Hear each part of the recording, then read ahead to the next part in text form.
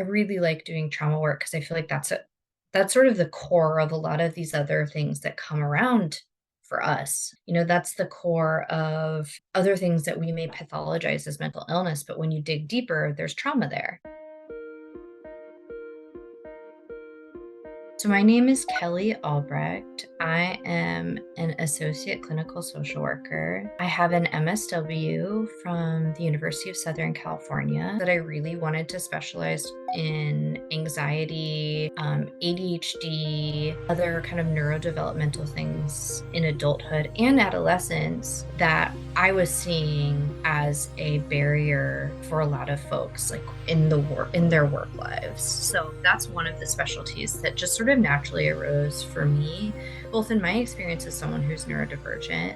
I have ADHD, and figuring out how to navigate school and, corporate politics, corporate work, corporate demand with ADHD and all of the anxieties that came from me not quite coming naturally to me. Um, so I really wanted to help other people navigate that as well. But other specialties that arose for me came from different areas of my life as well. So in my family, there is a history of substance use as a mode of self-soothing. And I saw that in my own life come up as a way for me to manage burnout, for me to manage like daily work stress or interpersonal conflict. I was using substances to self-soothe, and I saw the cascade of implications that can unfold, in a short amount of time or long term from choosing substances rather than maybe, figuring out more sustainable ways of self-soothing or self-regulating. So once I was able to go through my own healing journey and getting, individual therapy, I also did group therapy. I did 12-step outside of my like clinical work, figuring out some of the best pieces of that, even for those who I work with that don't want to do abstinence only as an approach, like taking away the best components of 12-step, or maybe I should say the most relevant components for the individual that I'm working with. For example, maybe they don't want to do total adherence to 12-step and abstinence, but the resentment inventory is a really good tool to work through some of the things that are coming up from them from an interpersonal lens that may be impacting their substance use. So substance use is another area that I specialized in. I think also entangled with that is trauma. One of the ways that I and many family members on my mother's side of the family dealt with trauma that arose either in childhood or in adulthood, traumatic experiences in adulthood, is we would try to self-medicate essentially through substances so we can still kind of keep moving forward and keep productive as workers and as parents or partners or members of our community. There was this kind of unspoken idea that if you like take a substance, it's almost like taking a pill to fix the issue. And so there was like this buried trauma that was going to make its way out in some way or another, because we find that the more we bury certain experiences, big emotions, or trauma, and it's left unprocessed, I mean, those things are going to persist in our body and our psyche. And I have experienced that firsthand and secondhand from a clinical perspective and in my family as well. One of the things that I really enjoyed learning about in school was different modalities to process trauma. And I think of those, I conceptualize those into buckets. And maybe this is a little bit simplifying it, but I think of a bottom up approach. So speaking of like somatic first and then cognitive first, or like a top down approach. And so what I mean by that is when you think of like cognitive behavioral therapy, for example, like that's going to be a top down approach. You're starting at thinking, then feeling, then like the physical embodiment of your experience. The reverse of that is starting at the somatic. So is that there's not like one right or wrong way. I approach it more of an individualized experience. When I'm the clinician working with a client, maybe they are having like really strong physical experiences of their trauma. And that's the part that's the most like loud, so to speak. And so we can really start the conversation there. Like, okay, let's really tune into what your body is telling you, what information you're getting from your body. And then other clients, they're more heady, so to speak. And so they're making sense of their world and their emotional experience through thoughts. And so we can kind of dive in there. And so I think of a lot of the trauma work that I do is diving in like where the language is most loud for the individual client. I really like doing trauma work because I feel like that's sort of the core of a lot of these other things that come around for us. That's the core of other things that we may pathologize as mental illness, but when you dig deeper, there's trauma there. Substance use. A lot of times it's a way to sort of try to function and self-soothe and feel like sort of okay with a lot of unprocessed trauma. I feel like that's the crux of so much of the work that I do as a clinician. Another area that I like to work in, and a specialty that has naturally arisen for me, is grief. I think that we have an interesting relationship with grief in our culture. A lot of it is like not considered real grief. Same could be said for trauma.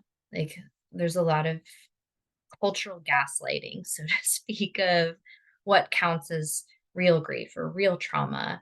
But ultimately, like our our bodies make that decision, and some of these like components of our brain that like store trauma or store grief, like we don't necessarily have so much say as to how it's stored.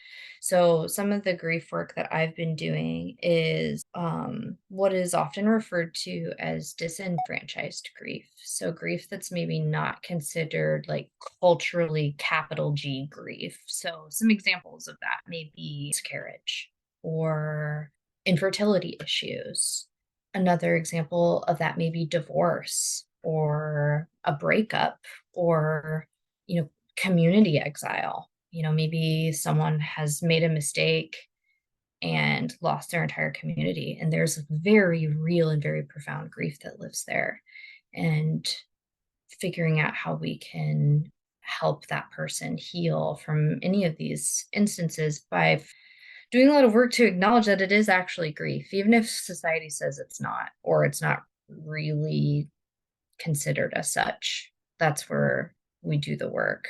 I think of self healing in multiple ways, but the way that I've been really thinking about it a lot lately is sort of this process of neural rewiring. So, for example, let's say you have like a really hard ingrained way of thinking about things, way of behaving, way of responding, and maybe it's not even conscious to you, it's like a subconscious response. And that is either causing you suffering, it's causing you dysfunction, or it's causing major disruption in your interpersonal life or disruption in your work life. Some of the ways to heal that are to make some paradigm shifts so that we're forging new neural pathways, essentially. And that can be very, very hard work in the same way as like learning a new language or learning an instrument from scratch or, going to the gym and building muscle from, a weak or atrophied starting point. So I think being very gentle and easy and approaching whatever the goal is. So if your goal, for example, is, I have a lot of negative self-talk and it's so ingrained, it's so automatic for me that it's causing me suffering, it's causing me disruption in my work, it's causing me disruption in my relationships, but I don't know how to start. I don't know how to fix it. Sometimes you need a clinician who can kind of jump in with you and figure out, okay, so this is where this self-talk maybe came from. This is maybe the protective function that it provides. And here are some ways that we can shift the way your brain is trying to protect you by telling you these negative thoughts. And I know that sounds a little crazy, but there is a therapeutic modality that I'm sort of basing this off of, and it's called internal family systems. Ultimately, internal family systems posits that we are all made up of parts, and most of them serve some sort of protective function. Kind of goes back to the maxim of our brains didn't evolve to necessarily be happy, they evolved to keep us alive. And so, that in mind, we're having different parts come up in very loud ways to keep us safe from some perceived threat to our existence. Sometimes those parts coming in with good intentions can really get off track. And that can result in, all sorts of things. But in this case, we were talking about negative self-talk. So maybe the negative self-talk is serving some sort of, or it thinks it's serving some sort of protective function. Let's challenge that, not from a place of judgment, but let's come into the conversation with that part of ourselves from a positioning of curiosity and compassion. Let's get to know it in good faith. And I have seen in my clinical experience and just my experience as a living, breathing human being, the only way I've ever really seen change in myself and people I've worked with is not through judgment. It's not through battering ourselves with shame. It's through engaging in the parts of us that maybe aren't working for us or that feel out of alignment, engaging with them from a place of curiosity and compassion. Some actionable things that I think are really not necessarily easy, but things that you can fold into your day starting today. Not necessarily easy, but things that you can fold into your day starting today without much building up to or prerequisites is doing things like interrupting really hard grained negative self-talk or automatic thoughts, automatic negative thoughts. I'll give you a concrete example. So for example, I may have this internal narrative that comes up when I'm afraid or comes up when I'm anxious or maybe like sleep deprived. And I've noticed that it makes me more anxious and it makes me feel worse. So one thing that I'll do is the second I observe it, I interrupt it with language of curiosity. So I will very literally say, I'm noticing that. And then I'll name what I'm noticing. There's this softening that occurs when we engage from a place of curiosity rather than this contracted place of like anger or judgment. Anger or judgment can really contract us, whereas curiosity and just a simple, can loosen, it can make space to engage in good faith. So I would say interrupting whatever you're noticing that's happening within you that's not working for you, interrupting it with language of observation and language of curiosity is a really great starting point to build self-awareness, but to also make space for negotiation with yourself. Maybe that's not working for you. And now you finally have the space to think of alternative options. One way that I think this can be done somatically. So if you're a person who tends to notice that when you're having some sort of negative psychological experience, perhaps you notice that physically first, or perhaps you're trying to build stronger kind of internal communication between your thoughts and your somatic experience, you'll notice that maybe you have some tightness in your chest. A lot of people notice anxiety as like a tightness in their chest or perhaps your shoulders. Sometimes even people feel it in their hands. Interrupting that somatic experience with an internal expression of curiosity can be very impactful.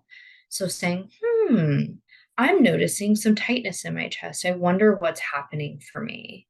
And that can open up this opportunity for you to build internal awareness between your somatic experience and what is happening emotionally and cognitively. And then also, it gives you the opportunity to maybe try some sort of like mindfulness meditation or some sort of breathing intervention that can help you through mindfulness really loosen whatever's happening for you somatically. One of the ways that I, as a clinician, will approach this is doing an initial phone conversation just to make sure that I am the right fit for the client, for the prospective client. They feel comfortable talking to me, that I'm not bringing up any like major triggers for them, and vice versa. Presenting issues is triggering for me, then I can share with them, I don't think that I'm going to be the right fit for you. Or they can share with me, you know what, I don't think that you're going to be the right fit for me, which I think is a really important thing. And not a lot of people realize that you're allowed to shop around for clinicians. And I certainly encourage you to do so. And then from there, once I have sort of settled in with a new client, that we're going to work together, I should say, we'll do an initial history building session or 2 sessions. And what I mean by that is simply going through what we call a biopsychosocial assessment. And so we will talk through their life story starting as early as they can remember, and really trying to get into the weeds of like their developmental stages and taking snapshots of things like emotional atmosphere. What did it look and feel like in their childhood, teenage, young adult, middle-aged home? What were some things that informed that emotional atmosphere? What were their major relationships? Who makes up their inner circle? What is their community like? What does their community look like? What are some of the social supports that are in the community? What are some maybe major things that are lacking socially in the community? And so we really want to paint a great picture, and gather as much information as we can from a biopsychosocial perspective, so that when we start to get our arms around presenting issue and subsequent treatment plan and goals, we have a good idea of maybe how this person's background, how their life, how their developmental stages, how their major relationships throughout childhood and adulthood play into presenting issues, and will ultimately play into their treatment goals. And so that is going to include assessing maybe points of risk, and then also assessing protective factors and strengths that can really be played upon when we work together and finally kind of identify what the major presenting issues are. I really encourage clients to pick one goal to start with. We don't want to come up with like 5 goals and try to do those in some frenzied way. Is overwhelming and can leave a client feeling crestfallen. So I'll think of something that maybe they really want to work on first. Maybe it's most pressing, or maybe it's something that they feel most equipped to handle and could help them build confidence. It really depends on the client and what's going to be most appropriate for them. But the main thing here is this isn't me determining this for the client. This is the client determining this for themselves, with me helping them with some of maybe those internal negotiations that are coming up for them. So helping them kind of get their thoughts on paper, so to speak, of prioritization of what they want to work on. And then from there, we're going to come up with a individualized treatment plan that's going to be most relevant to the goals that they want to work on and their presenting issues. So as we know, there are many different treatment modalities used in mental health today. And some of those are developed kind of for specific types of illness or issue. Others are kind of more adaptable. And maybe there's a combination of modalities that are going to be specifically relevant and helpful for this person based on their background, culture, presenting issues, and goals. So for some person who maybe want to work on emotional tolerance because they're feeling a lot of distress from really big emotions, maybe we're going to do some work with DBT, which is shorthand for dialectical behavioral therapy, so that we can really help them form some skills around weathering those really big waves. Instead of getting completely pummeled by these waves, maybe we're going to teach them to surf using some of these these skills. And then for another person, maybe they are having primarily a somatic experience. Like most of their suffering, yes, they know it is from a maybe traumatic experience, but it's coming up very physically for them. Then we're going to want to try something that's more of that bottom up approach or somatic first approach, like mindfulness, meditation, breathing exercises, perhaps getting them hooked up with an EMDR practitioner to process somatically first. So again, I think the point is that in my opinion, in my clinical opinion, therapy is a highly individualized experience, and finding the right treatment and therapeutic modality or modalities is very individualized and is best done tailored to the client's specific needs. So I would say the 3 words that come up for me related to a healing journey or self-healing are curiosity, compassion, and flexibility.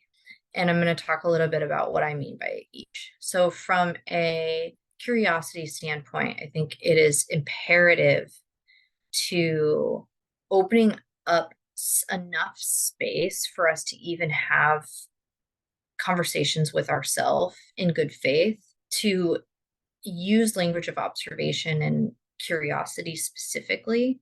Because if you think about it, when you have some sort of internal experience and you immediately attack it with shame or immediately attack it with judgment or anger, you're in a very like tight, contracted position. There's not a whole lot of room for internal negotiation or exploration. So curiosity opens space essentially to make room for new ways of thinking, make room for new types of behavior, makes room for experimentation about what that could even look like. So curiosity to me is like number 1. Next, I would say that sort of follows on the tail end of this is compassion.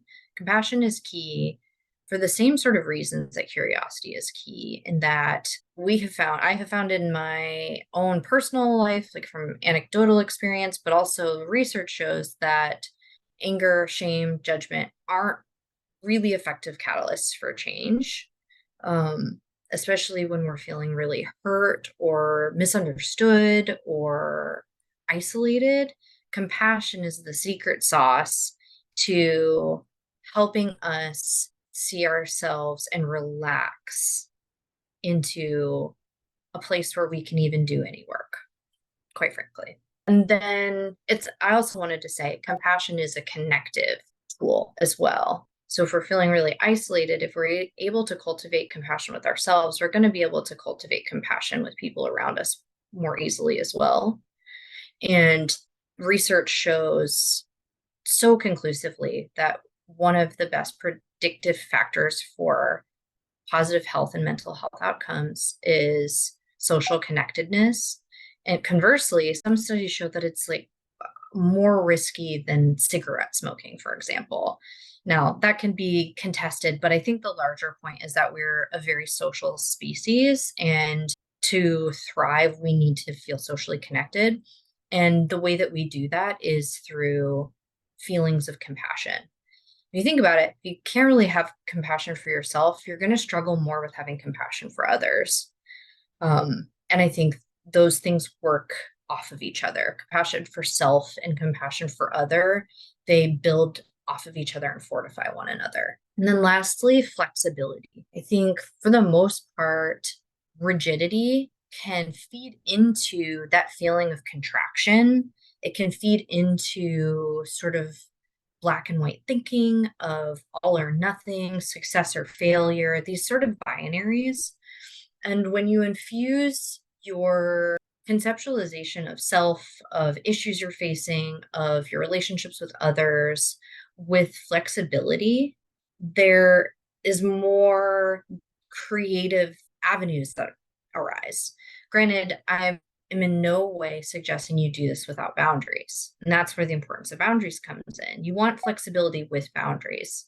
So I want to be flexible so that I can see the humanity in another person. I want to be flexible with myself so I can make room to make mistakes and still have compassion and stay on track and not completely lose my footing, while also saying, I want to be compassionate with the other. However, these are the boundaries I need to establish to keep myself safe. I would say take it small. I think a lot of people enter into a self-healing journey with the expectation that they need to change everything all at once, or they need to heal because they're desperate to like maybe maintain or fix a relationship, or they need to heal because their current mode of thinking or working, whatever it may be, isn't working for them and they need to make like a swift change. And I would just encourage people who are thinking about seeking out mental health help and support, do so from a place of realistic expectations. And one way that I like to maybe offer up an analog to this is thinking of if you were starting to weightlift, you'd never weightlifted before. You wouldn't go in and bench press 200 pounds. You'd go in and start with dumbbells and slowly build up the strength in your arms and in your chest that you need to be able to really bench heavy. So I think a mental health journey is very similar. Like you're rewiring neural pathways. That is really hard. That is essentially learning a new language. Start small, find a clinician that you feel is in alignment with your goals and that is not triggering in a way that maybe is distracting. I think it's normal to get triggered by other people and to feel triggered when you're not on a self-healing journey, and that's okay. All I mean is finding someone that you feel you can cultivate a sense of safety with. And then I would say balance is key too. I think sometimes people can get very fixated on self-healing as a way to bypass grief or bypass feeling. And I know that sounds a little paradoxical, but I think it kind of reminds me of coping mechanism of intellectualization. So if you find that you're only processing things from like a very intellectual standpoint and it's not like a felt experience, that could be a sign that you're doing some sort of emotional bypassing. There may be some work to do to just really sit with your emotions, as large and as uncomfortable as they may be.